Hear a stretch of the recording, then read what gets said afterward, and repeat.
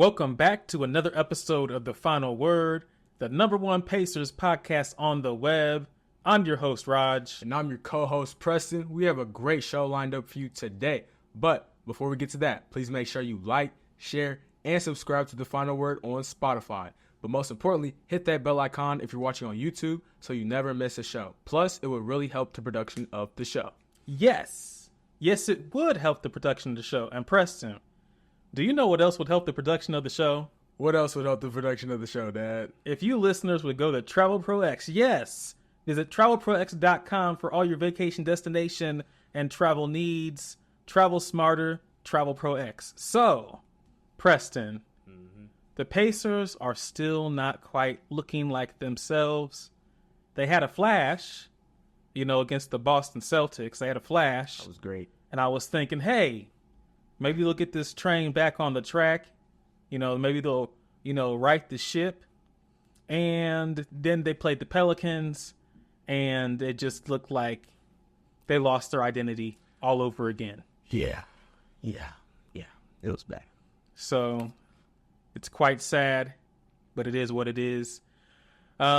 Pacers still not looking very pacery. And I think the problem is, which we all know what the problem is.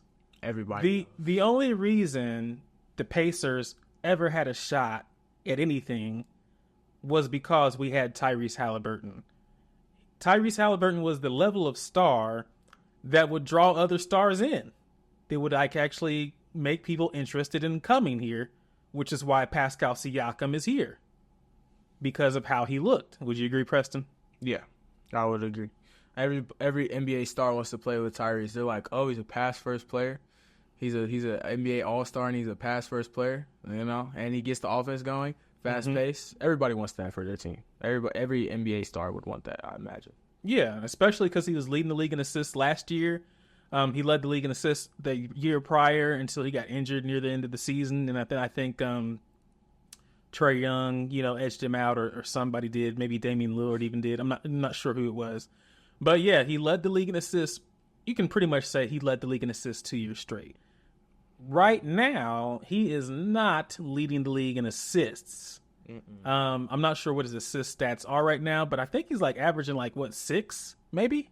Yeah, which that's not terrible, but it's not what he's known for, because the main thing that made him big was his assist. Definitely wasn't his scoring. Obviously, his three-point shooting and assists, not how much he scored, but the way he did score his threes were the thing that made him, right, popular.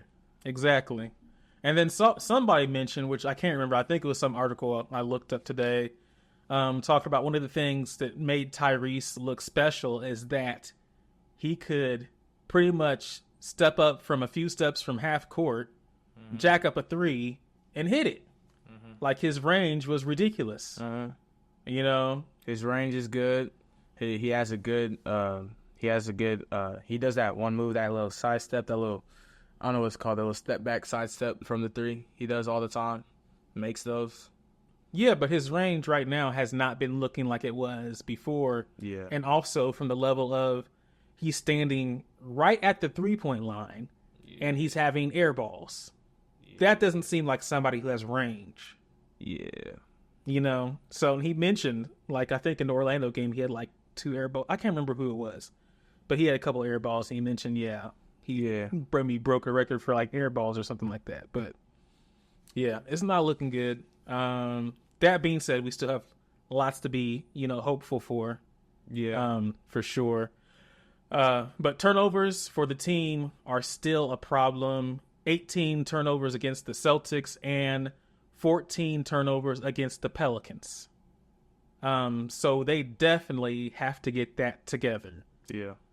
As a team, I would like to see no more than 9. And we're getting lucky with our high scoring. Against the Celtics, we had 135. Against the Pelicans, we had 118. So we're still scoring in near the 120s and stuff with games.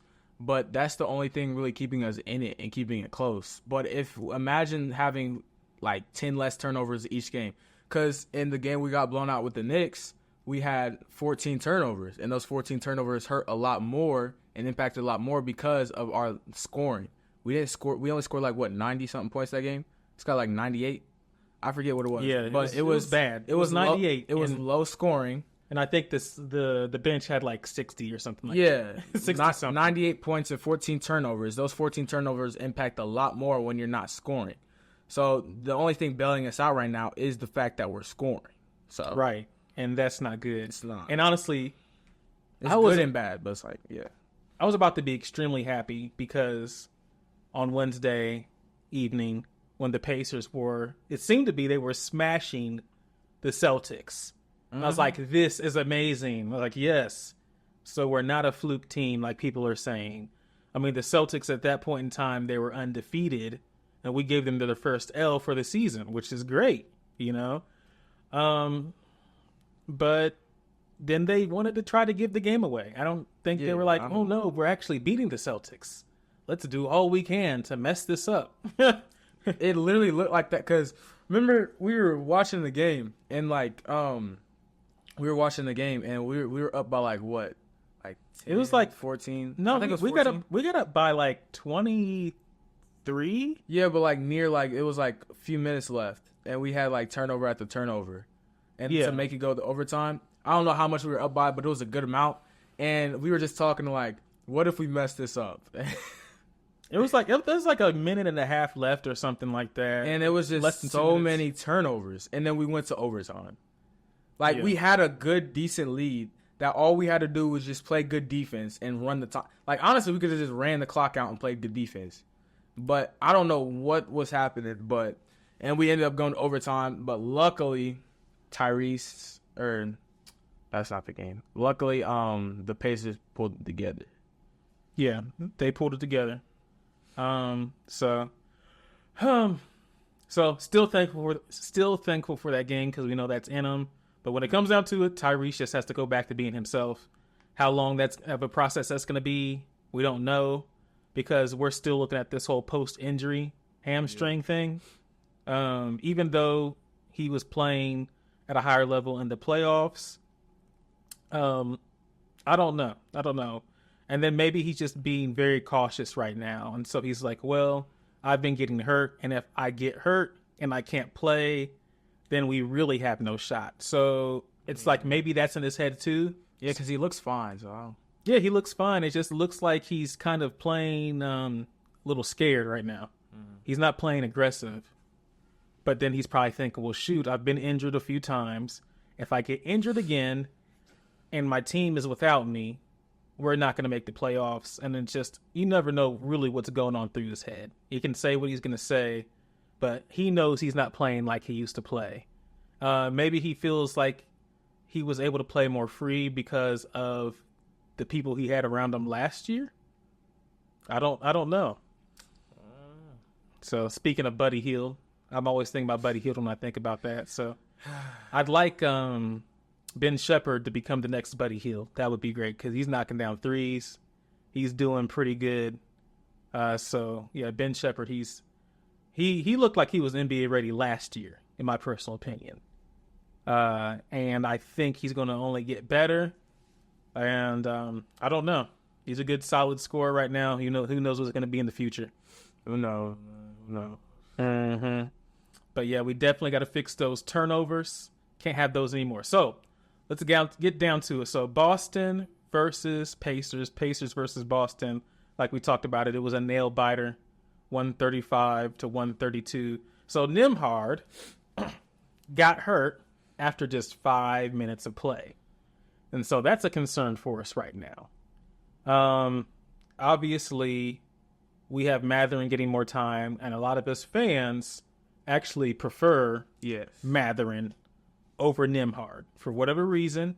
You know, no knocks on Nembhard, but we prefer him because he's more of a scorer. He's that guy that you look at him because of how he plays and his mentality that he is eventually going to be one of those threats that another team has to look out for, but he has to have the time to develop to become one of those threats on a regular basis. So what do you think about that? Hey guys, we hope you've enjoyed this podcast snippet. If you'd like to continue the conversation with Preston and I, just click on the next video. But always be sure to like, share, subscribe, and hit that bell icon so you'll be automatically notified each time we release a new episode. But until then, Martin says...